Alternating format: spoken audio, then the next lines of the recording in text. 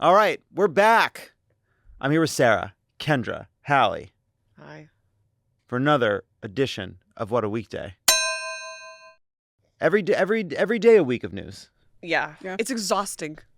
And for the first time in some time, exciting. Yeah. What a Sunday, am I right? Yeah. The Lord's Day, finally. I cannot believe how much has happened since we recorded on Saturday night in Madison. Yeah. We record Saturday night in Madison. We head to O'Hare. We get on the plane, and then right as we're taxiing, we see the letter. Well, one of our colleagues ran down the aisle of the airplane to tell you, which I think is very fun. It was there. I look to my right and I see David standing there, and he goes, "Love it. We may have to record when we land." It was like we were doing the newsroom. It was like the newsroom had come full circle, and I'd gone from working on the newsroom to being like, I should probably tell the pilots. I should probably get up and tell the pilots and announce I am a newsman. Pilot starts crying. Yeah. Coldplay kicks in. Pilot takes out a picture, and it's I'm done. On Sunday, President Biden announced his decision to drop out of the 2024 presidential race in a statement posted to X. It took him a minute, but he did the right thing. Why was everybody rushing him, badgering this old decent man for weeks? You should all be ashamed of yourselves. Joe Biden is an American hero. Feels good to say that instead of the many ruthless jokes at his expense that we had planned. Back to the drawing up, everybody. Joe Biden is a hero, and Trump is too old. Yeah, way old. It's also awesome that Biden did this on a Sunday. Pissed off at media elites, make them sprint to the office in their little brunch outfits. In fact, I was looking at Twitter as we boarded our flight, and even before the news broke, I happened to have seen this post by Wolf Blitzer. It's the sweetest image. It's Wolf Blitzer at a local restaurant in D.C. It's called El Presidente, and he's smiling, holding a cocktail, and has a menu, and the menu says Wolf Spritzer. He says he's enjoying a Wolf Spritzer at the restaurant, and it is so sweet. Delightful. And then, shout out to @BeardedGenius, who posted this still of Wolf Blitzer back at work a few hours later. Never check your work email on a day off. That image is so funny. This the Wolf Blitzer being like, I'm gonna enjoy Wolf Spritzer happening now. Not today. I love it. Joe Biden also happened to drop out of the race on National Ice Cream Day, a National Ice Cream Day to remember. How's that for a scoop?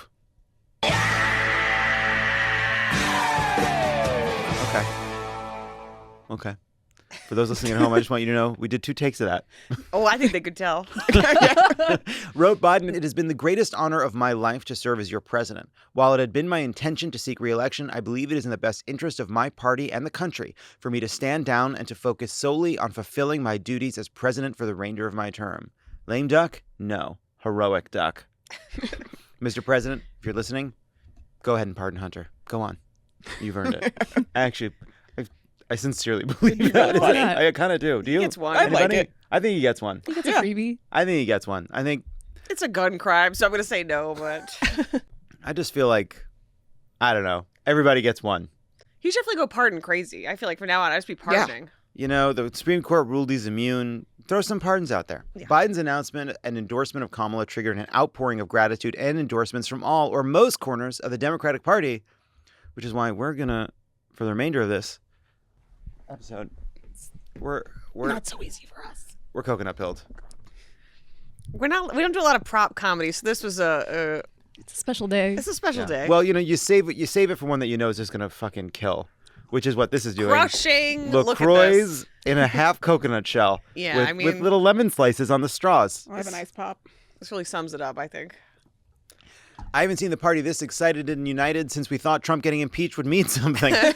California Governor Gavin Newsom and Transportation Secretary Pete Buttigieg endorsed Harris on Sunday, as did Congressional Progressive Caucus Chair Pramila Jayapal, friend of the show, and AOC, along with a slew of other progressives and moderates in Congress. Wrote Newsom of Biden, "He will go down in history as one of the most impactful and selfless presidents." It's true.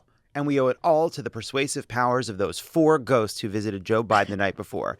That's right, 4 ghosts. There are 4 ghosts, past, present, future, and who? Jacob Marley. It's Jacob Marley. There's another ghost. Wait, who'd you say? Christmas. I haven't seen the movie. What? It's also a book. I haven't, Well, I haven't think read it's that either. Christmas past, Christmas present. Oh, they're and all Christmas. They're all Christmas. Lazarus- Christmas past, Ghost of Christmas Past, present, future, and Jacob Marley running around with the chains, I I believe. do always forget about Jacob Marley. Lazarus, you of all people would enjoy the Muppets Christmas Carol, and it's frankly shocking that you haven't. I think I've seen every other Muppets movie. Have you All seen right, get on it. Scrooged? No. The Bill Murray version It's of The good. Christmas Carol? It is awesome. I've seen The Santa Claus with Tim Allen. Not The quite film the same. Scrooged is a play on A Christmas Carol about a TV executive who forces the entire network to make a live Christmas show.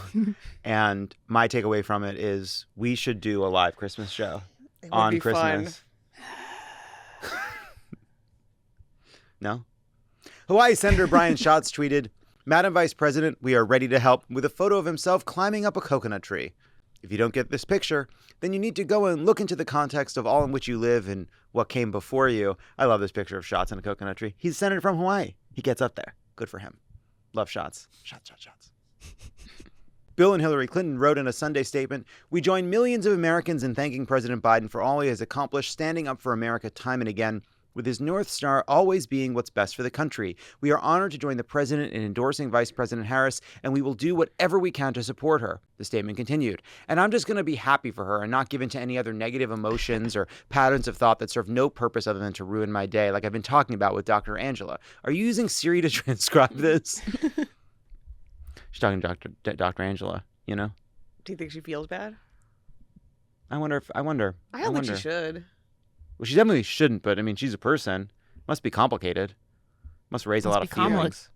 It's complicated. You know, that's such an important. It is. It's complicated. Complicated. It's complicated. Put that on a t-shirt. Complicated. Flying out the shelves. Relationship status complicated. It's complicated. Former President Barack Obama, for his part, issued a statement on Sunday praising Biden's track record in loving country, but didn't immediately endorse Harris. For his Harris endorsement, Obama invites you to subscribe to his Patreon. Wrote Obama, "We will be navigating uncharted waters in the days ahead, but I have extraordinary confidence that the leaders of our party will be able to create a process from which emerges an outstanding nominee. And that process, 78-year-old senators posting Kamala memes." And we got Ed Markey posting "Chicka Chicka Boom Boom. Let's put Kamala in the Situation Room." Fantastic. It's great. This feels like the one that he should have done. You know what I mean? It's like it doesn't. He's not. Yeah. It's not too. He's not reaching for it. No, you know? no, it's right. It's right in the sweet spot for where you want Ed Markey to be, which is where Ed Markey always is. I'm gonna put himself in the coconut too. He's in there. He's also there. He's all there. But the Kamala momentum has only continued to grow, with 6 more Democratic governors, including her potential rivals, endorsing on Monday, like J.B. Pritzker of Illinois and Gretchen Whitmer of Michigan. Pennsylvania Senator John Fetterman, who'd been a diehard Biden defender, also tweeted his support for Harris on Monday. "Hey girl, did it hurt when you fell out of the coconut tree?" Harris also seemed to have earned the endorsement of Charlie XCX, who tweeted, "Kamala is brat.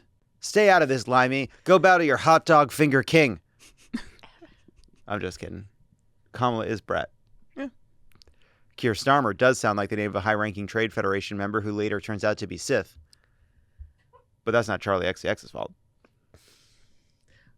Lazarus didn't know who Keir Starmer was, I've never and heard that name I before. took me a minute to get walked back to Sith. I knew the Sith, but it took me a minute. It was just a sentence that I understood no part of.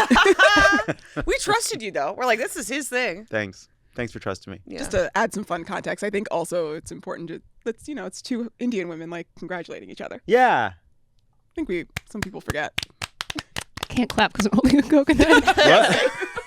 Can't Real clap. That's stuck famous over here. that famous saying, you can never clap with a coconut in your hand. Democratic voters across the country were fired the fuck up, donating more than $100 million through Act Blue since Biden's announcement. The massive fundraising haul eclipsed the previous record holder, which was the day Ruth Bader Ginsburg died. I have to say, this one feels less bittersweet. In a bizarre Sunday subplot, Aaron Sorkin published a New York Times essay titled "How I Would Script This Moment for Biden and the Democrats." In it, he wrote, "Here's my pitch to the writers' room. The Democratic Party should pick a Republican. At their convention next month, the Democrats should nominate Mitt Romney. Let that be a lesson to everyone who said replacing Biden with another Democrat was a ridiculous Sorkin fantasy. The real Sorkin fantasy was much, much worse." Hours after the essay was published, Biden announced he was bowing out, and Sorkin emailed West Wing actor Josh Malina and said, "I need to borrow your Twitter account again. I take it all back. Harris for America." So just a couple. He thought the thing would live through Sunday, but it was Not gonna anymore. It was going to be a brown banana either way. Are you upset that he didn't message you to use your platform? I'm just reminded of just what it was like to be in a writer's room with Aaron Sorkin, who obviously is an extraordinarily talented person. But there was a lot of you got to go through a lot of bad ideas to get to a good idea. Oh, we're familiar. We know the process. Just puts me back in that mindset of having to think like, how do you talk someone out of this? Think about it. What's the best argument against Mitt Romney that meets him where he is, which is a place I've never been? Now, it's unfortunate that he posted that op-ed just hours before Biden dropped. If only there was somehow a way to know the news in advance when he's writing. If he could write something where he could say or predict what he needed to predict because he knew all the news, perhaps a year or two ahead. But it's not possible. Never been done. Republicans, for their part, spent the last few... That's about the newsroom.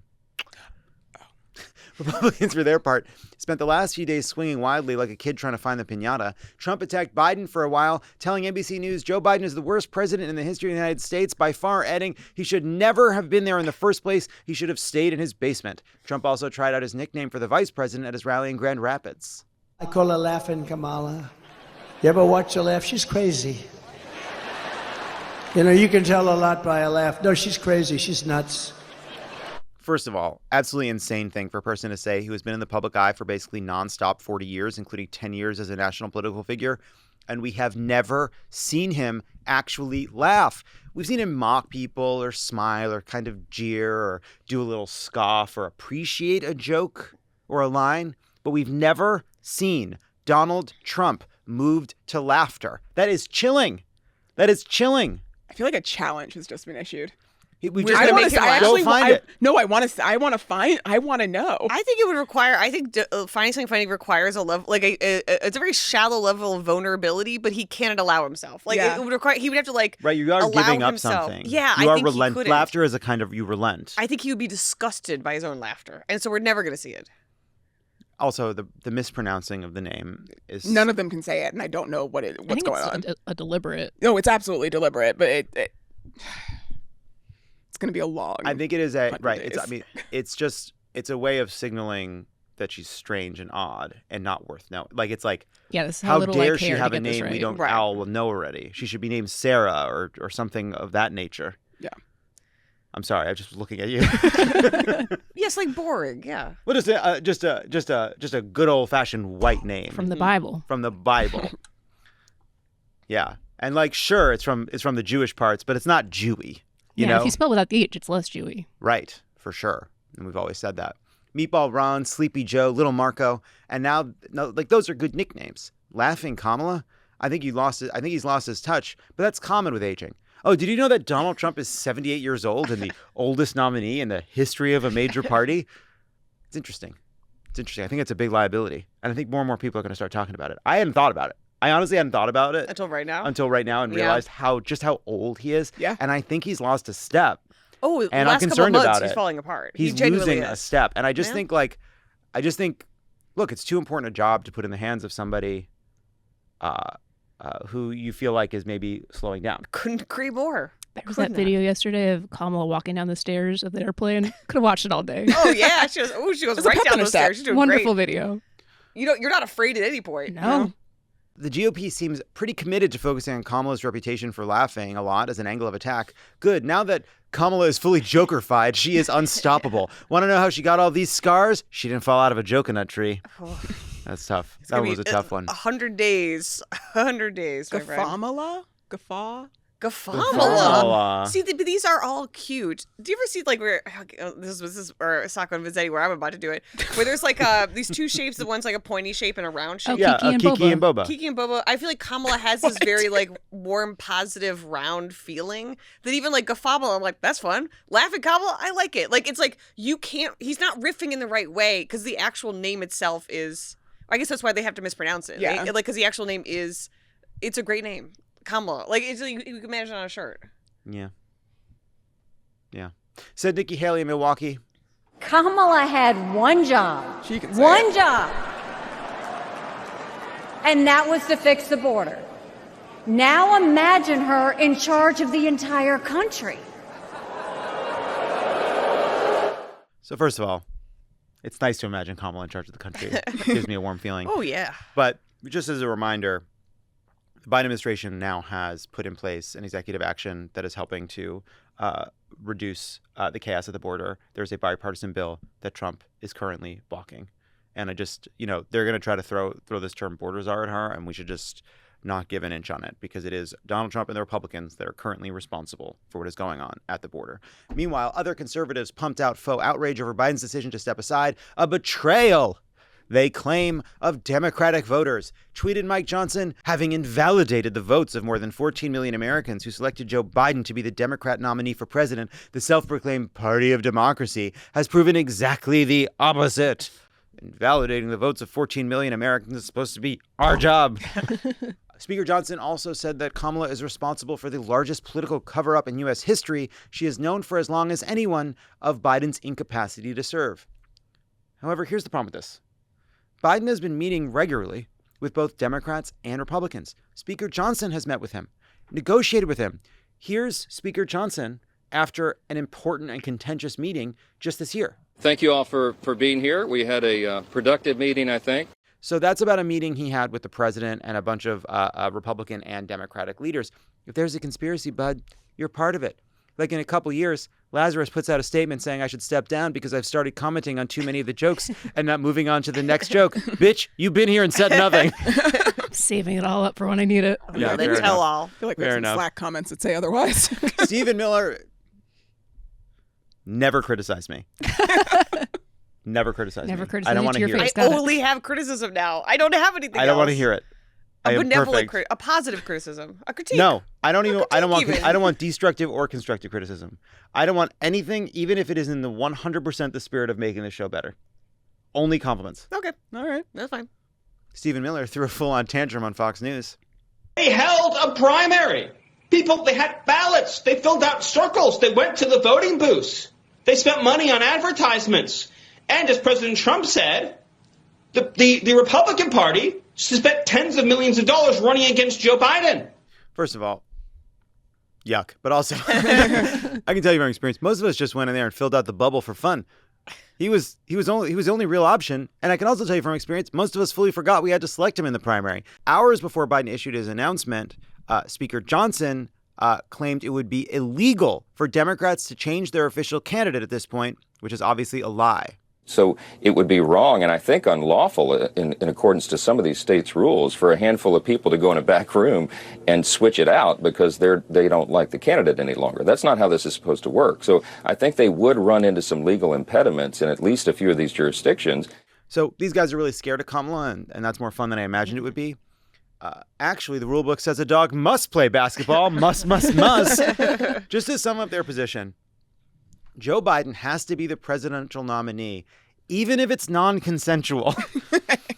He has to do it even if he doesn't want to, but also he must resign immediately, which means Joe Biden can be president next year, but not this year. Kamala can't be president next year, but she must be president right now. That is their view. Amazing. Trump's Make America Great Again PAC launched an anti-Harris TV spot in Pennsylvania, Georgia, and Arizona, which claims Kamala was in on it. She covered up Joe's obvious mental decline. Kamala knew Joe couldn't do the job, so she did it. All right, so here's what we're thinking. For the new attack ad, Kamala Harris has secretly been a successful president for years. Former VP Mike Pence tweeted Monday, President Joe Biden made the right decision for our country, and I thank him for putting the interest of our nation ahead of his own. After the assassination attempt on President Trump and President Biden's decision to end his campaign, now is a time for leaders in both parties to project calm and send a message of strength and resolve to America's friends and enemies alike that whatever the state of our politics, the American people are strong and our American military stands ready to defend our freedom and our vital national interests anywhere in the world. No, it's time to eat a hog's dick, said a guy dressed as George Washington with a sign that says Mike Pence goes here, pointing at an early 1900s electric chair. Which is why I was thinking of Sacco and Vanzetti. I'm so glad we got back there. I loved it. I thought of I had the image in my mind of a 1920s electric chair. Put that in there. We sit down here. Sacco and Vanzetti pops out. The brain. Huh? The human brain.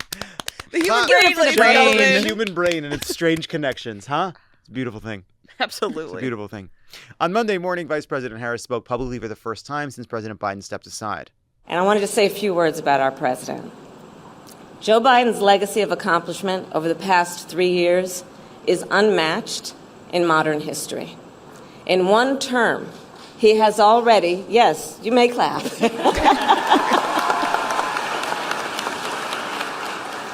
In one term, he has already surpassed the legacy of most presidents who have served 2 terms in office. At the "you may clap" part, I found myself involuntarily clapping alone at my computer. The power of Mamala. Losers say please clap, but winners say you may clap. These are the subtle distinctions that decide elections. First, it's also, we'll get to, but how nice. Oh, just not to watch you like, oh, God, make it through, land the plane. Also, what was really nice in like before when they were doing the intro and everything and there was a wide shot, all those kids were like geeked to be there, I know, they're all standing there with her. It was kismet that her first time speaking as the new and youthful candidate compared to the alternatives happened to be an event with student athletes. So we got to see Kamala Harris standing in front of just a group of youth. Just the message was the event itself. Yeah. And it was not a political event. She just spoke in a complimentary way about Joe Biden, and she did an event in Delaware later that was also great. But it was so nice to see. And gay news, that is a fucking kick-ass outfit. It is just, she looks great. It's a simple suit. That shirt is so cool. Yep. You know, it's like the perfect. She's chic. She like actually has a style. It's special. But like simple. It's beautiful. I loved it. She looks like a Danish queen. So for me, it looks very sci-fi, and I think that there is like something there is something where like when you look into various like science fiction futures of like utopias, a lot of the times people put Black and brown women as leaders in those utopias. And I think that there's... Let's do this! Genuinely, that is like Stacey Abrams is the president of, what is she, the president of Earth Federation and Star Trek Discovery. But like it's a very nice messaging to have that. Well, we were talking about the Zoom call of 44,000 Black women who Kendra did not get on it, even though she got the link. And I was like, Kendra, you got to be on that Zoom call. But there was something where it's like, you were napping. I was napping. It's important for me to nap. But there was something where it's like, I do trust 44,000 Black women. Does that make sense? Like you're all like 44,000 Black women working at something. Like, thank God, thank you so much for doing that. And here's the thing: while we're on that topic, I love this again, and I've said it before. Yes, it is good that we are all excited about Black women working and rallying behind her. White women, you need to be concerned about your people. That's absolutely, completely, yes. Like, I saw some people saying, like, I'm going to organize a call only for whites. I was like, well, hold on, back up a little, but I love where your head's at. Right. Love the idea. I see where you're going with it. Right. Just listen, think about it. And that is what white people do. We do go that to the other side. To give Black men their due, they had a call, I believe, last night where they raised another like $1.3 million. So they're on it too. Right. Yeah. No, we got to step up here. So there's this clip going around on social media, and it's Gerald Ford, and I don't know exactly when it's from, but it's clearly between when he leaves office in 1976 and Geraldine Ferraro is selected to be the Democratic VP candidate in 1984, because he's speaking to a group of children. And a little girl raises her hand and says, will we ever have a female president? And Gerald Ford says, oh, what a great question, little girl. I hope we do have a female president. And I can't tell you when it's going to happen, but I can tell you how it's going to happen. There's going to be a male president. He's going to select a female vice president, and then that man is going to die. And I mean, it is truly like a bananas way to address a child. And basically he's like, because then she'll become president without having gone through the electoral process, but then America's going to really he's trying to say that once America has a female president, they'll never go back. That's what he gets to, that once we have a female president, the men will have a hard time becoming a nominee again, which is the kind of, I think, the grandpa sweet way he was trying to address it. But the root there is absolutely insane. Side note, Geraldine Ferraro does sound like Gerald Ford's drag name. Oh, that's so interesting. True. Yeah. So interesting. I believe that one of the attacks on Geraldine Ferraro in 1984 was that either she or her husband had committed the sin of having therapy. Oh, well, back then. And it was like, well, you can't have a woman who had therapy. You can fact check that. There's something about electroshock treatments in there, but that may have just been a right-wing attack. Anyway, were we've been doing here it a before. lot back then, I will say. We've been here before. Yeah, no. Some people still do it. Some people it helps. Yeah. So there's something to think about for all of us.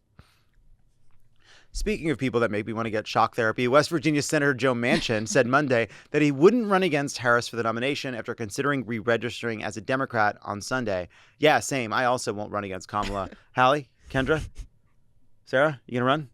I'm going to get on the next Zoom call. That's all I can promise. I'm going to take a nap. That's my no, plan. I think this is. Oh, I thought this was the part of the race where everyone announces they won't run against Kamala, even though no one on the planet thinks they should.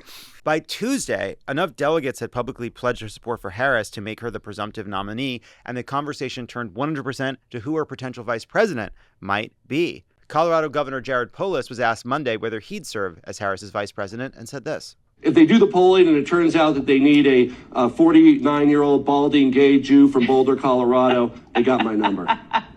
Jared, you've been elected the vice president of my heart.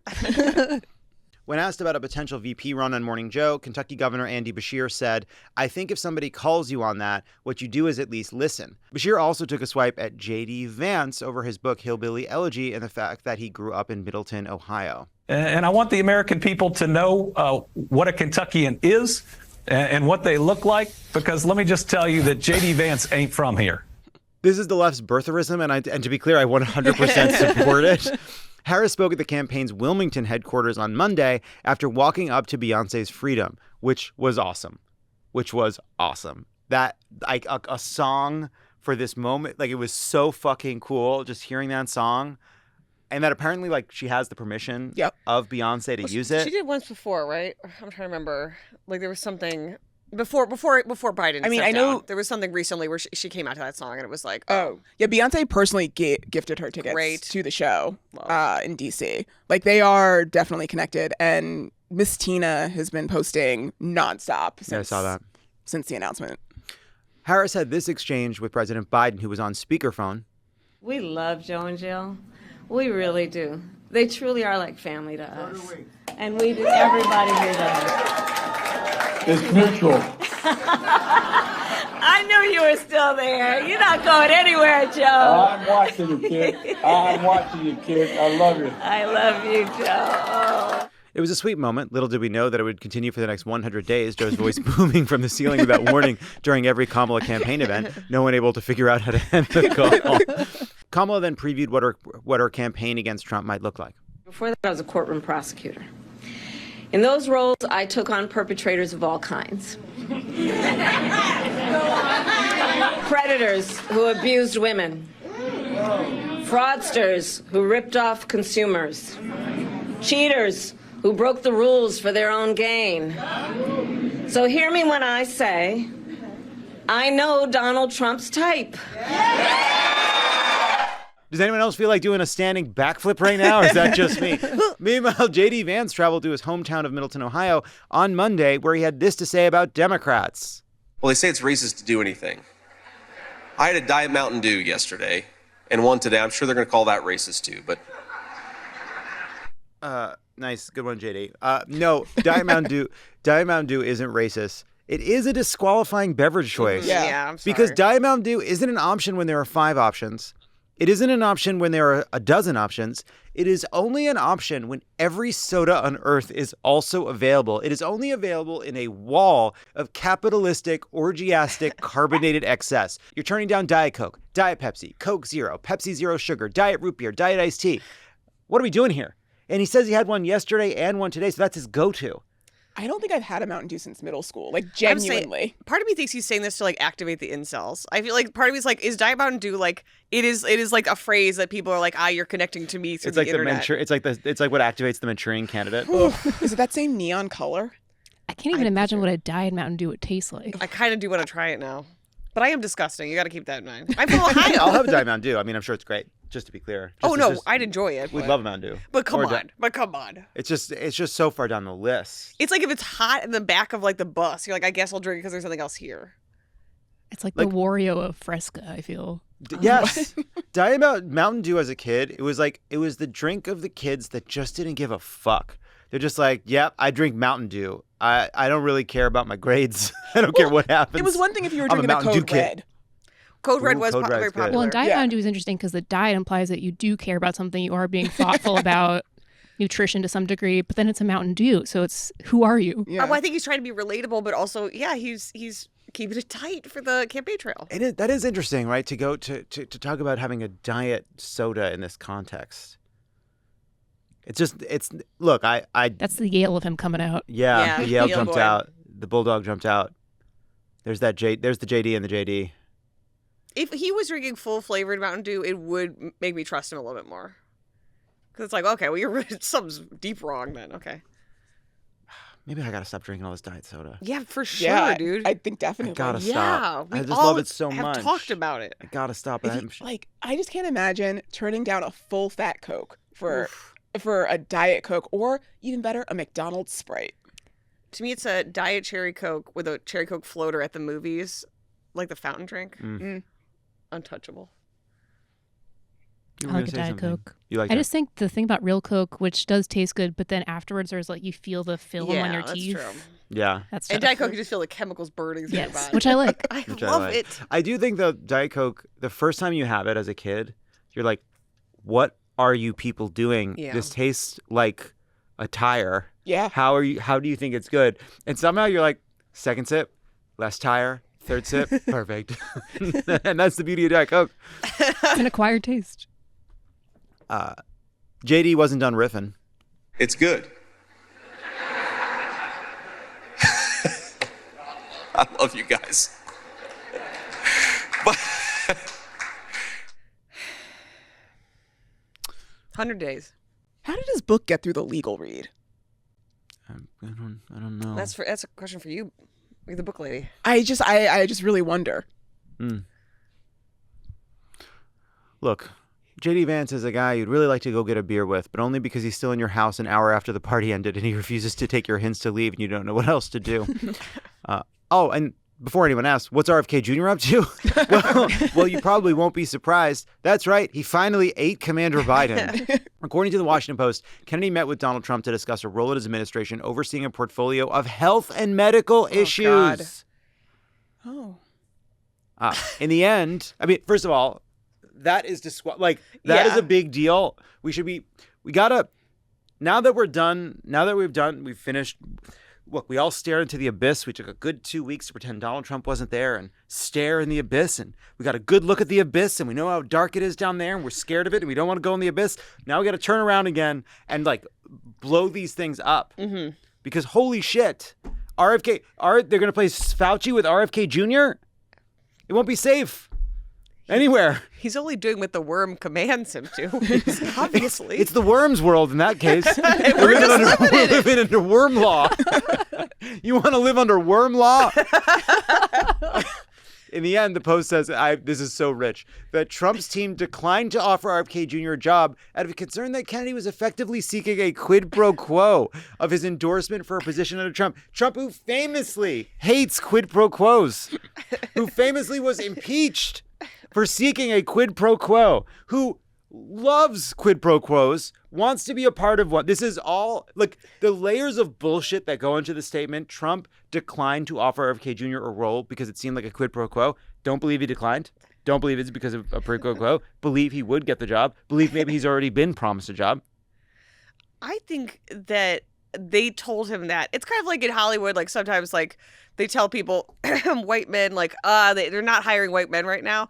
I think they're RFK would be a quid pro quo, rather than we're terrified of you. Even you, our voters would say not this. You came to this meeting with 2 ravens on your shoulders. And they're holding you up to carry you in by your suit jacket. And you keep asking in a terrified way if anyone's going to pour salt on your belly. And that is a strange thing. We just can't make sense of it. You're like, don't pour salt on my belly. I can't survive if you pour salt on my belly. It's that's something I don't think it's something a person would say. It's something like a worm might say. I don't know. Lest we forget, the former president was almost assassinated 2 weeks ago. And it's like it never happened. That was a week and 2 days ago. We can change. A week and change. It was a week and change. It was a week and a half ago. Yeah. Meanwhile, Secret Service Director Kimberly Cheadle was grilled on Capitol Hill Monday over potential lapses in protocol that nearly led to Donald Trump's assassination. The Secret Service's solemn mission is to protect our nation's leaders. On July 13th, we failed. It's tough that any Secret Service failure is inherently very public. When I fail at my solemn mission, Kendra sends me a stern text reminding me that I have a meeting. I don't text. She doesn't text. Meanwhile, right-wing talking heads have latched on to calling the director a DEI hire because she is a woman. Hallie, Kendra, Lazarus, what do the DEI hires think about this? Sometimes things happen. You know what I'm saying? Bullet grazes my ear. And if you don't like that joke, you're proving my point. It was written by my exclusively DEI writers, except for Peter, who is now vice president. Congrats to Peter for becoming vice president. After her testimony, Republican Committee Chairman Representative James Comer and the committee's top Democrat, Jamie Raskin, issued an uncommon unified message calling for Director Cheadle to step down. And by Tuesday morning, she was out. Cheadle announced her resignation as director of the Secret Service. She says she plans to spend more time with her family, not checking the roof. Strange. What sucks is she had these terrible 2 weeks. She gets home, it rains, all the gutters run over because she forgot to check the roof. The Secret Service director, taken down by her nemesis, the roof. None of these are totally working. We just went over None of us so much. own houses. What? None of us own homes. To me, it's like I've just heard this joke so many times when we were writing it. Yeah, the whole back and forth about roofs versus roofs. We had a whole back and forth about whether you would say roofs or roofs, or I suppose roofs. Which you're is very Katharine New England. Hepburn. If you're Katharine Hepburn. Very Catholic. There's a cheetah in here. There's a cheetah on the roofs. I can't do it. That was a dead on. Cheetah, roofs. Has anybody ever seen Bringing Up Baby? Of course. Rogers, Watch this you've seen weekend. it. You've seen Bringing Up Yeah. Baby. It's good. It's a great Have you seen criterion. Bringing Up Baby? No. It's where I Cary only Grant watch is horror wearing a movies. nightgown, and it's one with like the marabou feathers on it because it's Katharine Hepburn's. love And that. then an older woman walks in the door and asks what's going on. He goes, "I just went gay all of a sudden." He jumps in the air. It's a great movie. And I believe that is an example of for the squares, it could mean happy. Yes. But people would have known he meant It's a little gay. double entendre for you. How fun is Something that, for everybody. huh? Back in the Now what it's was just that we gotta code put called? it all out there. Hays Code. Hays Code. And finally, researchers captured 13 sharp-nosed sharks off the coast of Rio de Janeiro, and all 13 sharks tested positive for cocaine, thereby dashing their hopes of swimming for Russia at this week's Olympic Games. Olympics are coming up. Yeah. Bum bum ba-dum bum Russia, bum still banned. bum bum ba-dum bum bum bum ba-dum bum bum. No one's joining. Bum bum. I'm alone. Dun dun dun dun. Not even helping a little bit. Never. Okay. We're supporting. We're being very supporting of it. That is our show. We did What it. an exciting time To be alive. to be alive.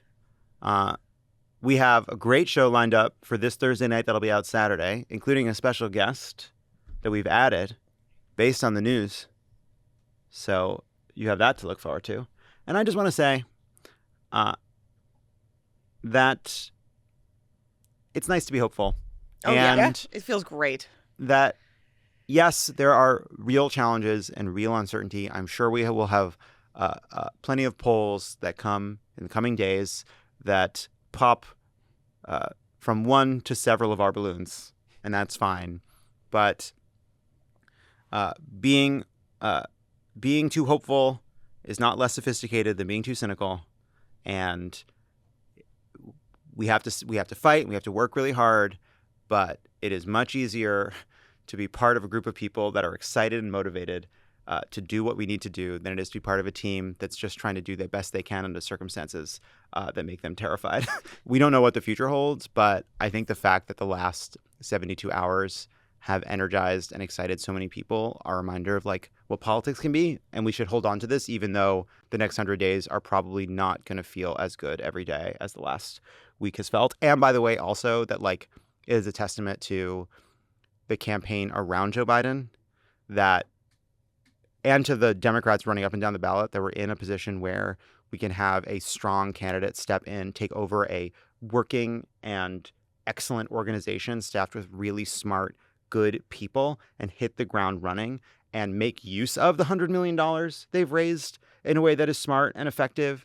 And we've had a very contentious couple weeks, but despite the efforts to, paint Joe Biden as whatever they want to paint Joe Biden as, like, we're also running on a record of success that is like incredible. And as much as this race will be about the future, like if we win, it will be because of how successful Joe Biden was. And like, I just feel, I don't know, like all the angst and ambivalence and worry has like made way for a lot of gratitude. And I just want to say that. I hope you all feel the same way. Gratitude. Cheers. To gratitude. To gratitude. See you sluts Saturday.